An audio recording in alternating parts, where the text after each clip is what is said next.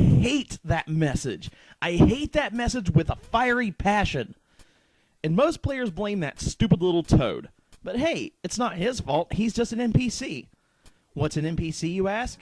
NPC stands for non-playable character. It's pretty much other characters in the game that you can't play as that make the story go along. My countdown this time around involves the most interesting NPCs. Now, not all of them are going to be bad, these are just the ones that pique my interest the most. I mean, some help you, some attack you, and some are... Okay, what am I looking at here? So the rules for this countdown are as follows. Only one game per franchise, only games I've played, and even if you can play as the character in a multiplayer mode, they can still be on the list just as long as you can't play as them in the main mode of the game. This is Crow of Murder 15's top 10 most interesting NPCs.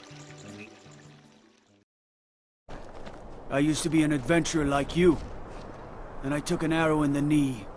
Something I really don't understand is why so many people hate Luigi's Mansion. It has a pretty cool story, stars Luigi, nice graphics, and pretty good gameplay. What do you do in this game? Suck up ghosts with your vacuum given to you by this little guy. EGAD is a scientist that studies ghosts. He tells Luigi that he has been living in his lab for 20 years, and the mansion that Luigi supposedly won in a contest he didn't even enter just appeared a few days ago. He's lowest on the list because he really doesn't add that much to the game. He's pretty much your info guide. Like if you get a new power-up in the game, he just pops up and says, "Hey, you can use this now." Although now that I look at him, he kinda looks like a video game version of Dr. Brown from Back to the Future. 1.21 gigawatts. Great Scott! What the hell is a gigawatt?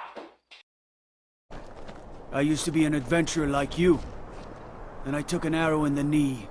Animal Crossing is also one of those underrated gems. Well, time to call it a day and go to bed. Better put the game up. Ah, crap, I forgot to save my game! Oh, well, that's cool. I'll just work on it tomorrow. Well, time to recollect all those gyro... What? Okay, who are you? Lord, I hate Mr. Rossetti. Anytime you forget to save your game before turning it off, this guy pops up and proceeds to bitch you out for like 5 minutes. Now, it wouldn't even be that bad, but the fact that you can't even skip his stupid speeches is painstakingly annoying. And he does this in every Animal Crossing game. Whenever he pops up to give one of his speeches, I feel like I'm listening to the adults from Charlie Brown.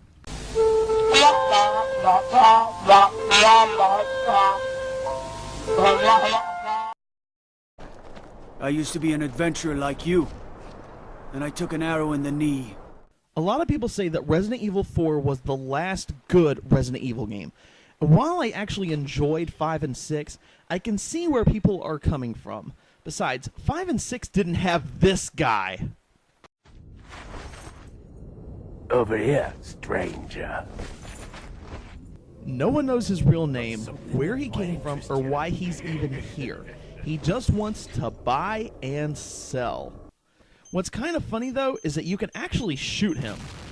Oh, well, didn't really need that shotgun upgrade. Wait, what?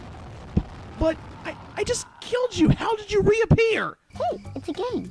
Oh, well. You know what's funny is that someone walking by and the merchant tried to sell them something, they think he was trying to flash them or something.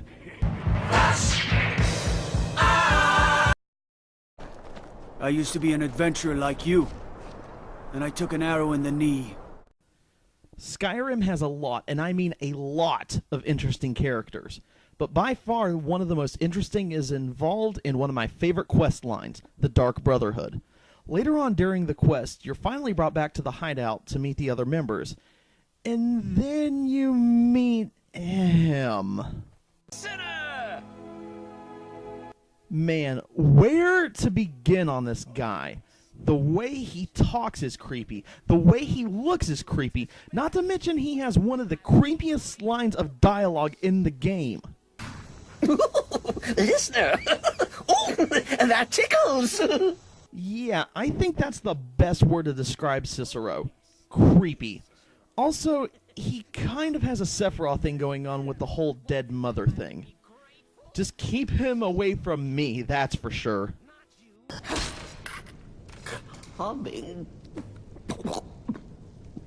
Mother. I used to be an adventurer like you. And I took an arrow in the knee. Well, after that mess, I don't want to see any more gestures on this. I really have to stop doing that. Although not as creepy, Tingle is pretty weird too. He's a 35-year-old man that has an obsession with fairies.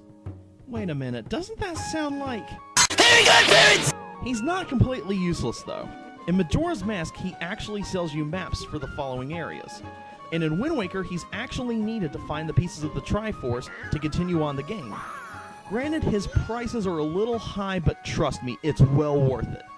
So, let's see, how much is it going to cost me to get this chart translated? $1 million! I used to be an adventurer like you. And I took an arrow in the knee. This was another hard choice for me. From a game like Fallout New Vegas, there are a ton of NPCs. Some are kind, some are straight up smartasses, and some are... Are you kidding me? Yeah, you get the idea. But none of them caught my interest more than the master of the Lucky 38 himself, Mr. House. He's a giant computer that you meet in New Vegas and find out that he was the person you were supposed to deliver the platinum chip to all along. The chip unlocks the primary weapons for all of the Securitrons that he commands. Or you can decide to turn against him and find out that he's an ancient old man in the basement of the building through a giant machine. Yeah, that's not disturbing at all. I don't know why, but he always reminded me of Walt Disney for some reason. But, you know, without the racism. Welcome back, Mr. Disney. Are the Jews gone yet? No. Put me back in. I used to be an adventurer like you. And I took an arrow in the knee. If I ever enlisted in the army, I'd want this guy right here to be my drill sergeant. Besides Cortana, it seems like Johnson's the only one that really has a connection with Master Chief. He's a strong soldier with some of the funniest dialogue in this game series, with special mention at the beginning of Halo 2. Dear humanity, we regret being alien bastards. We regret coming to Earth. And we most definitely regret the Corps just blew up our raggedy-ass fleet! Hoorah! I think the only other person that'd be better than him is Sergeant Gunnery Hartman. Well, no shit. I used to be an adventurer like you. And I took an arrow in the knee. Yeah, it seems kind of repetitive, a killer robot / artificial intelligence trying to kill humans. But Gladys does it in such a comical and threatening way. One minute she's trying to help you through a test chamber, the next she's throwing you into an incinerator with false promises of cake. In Portal 2, though, she gains a little bit more of a personality. Granted, she's still trying to kill you and make you run test after test, but instead of a robot, she seems more alive. See what I did there? Shut up! I used to be an adventurer like you. And I took an arrow in the knee. In the world of Pokemon, there are a ton of trainers to test your skills, but none of them compare to one of the coolest characters in Pokemon history, N. N was raised in the woods by Pokemon, and then adopted by Getsis, I don't know, the leader of Team Plasma. He shows N how humans treat Pokemon as though they were tools, driving him to create a world where Pokemon and humans could coexist with each other without the use of Pokeballs.